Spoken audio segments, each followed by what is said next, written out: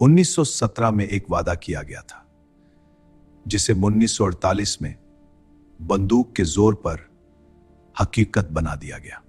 पर कहते हैं ना, हर क्रिएशन के साथ किसी का डिस्ट्रक्शन भी होता है। ठीक ऐसा ही हुआ बाल्फोर डिक्लेरेशन साइन होने के बाद पैलेस्टाइन के साथ।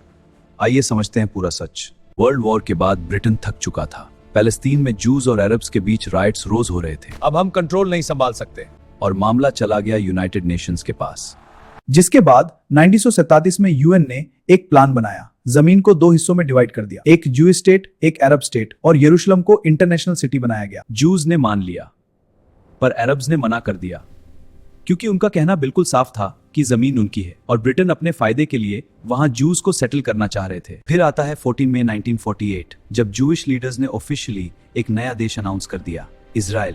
और फिर अगले ही दिन शुरू हो गई अरब इजराइल वॉर।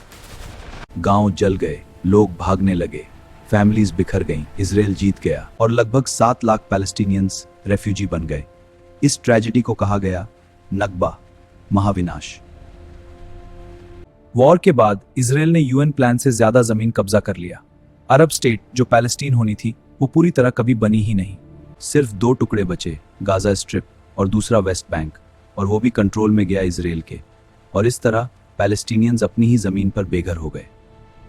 इजराइल एक डिक्लेरेशन से बना और दूसरी तरफ पैलेस्टीन एक वॉर में खो गया। जो होमलैंड प्रॉमिस किया गया था दोनों को, आखिर में मिला सिर्फ एक को। और जो रह गए वो रेफ्यूजी बन गए अपने ही देश में। 1948 में एक नया नेशन पैदा हुआ और उसी दिन एक पूरी कौम बेघर हो गई। हिस्ट्री इसे इंडिपेंडेंस कहती है, पैलेस्टीन इसे नकबा कहते हैं।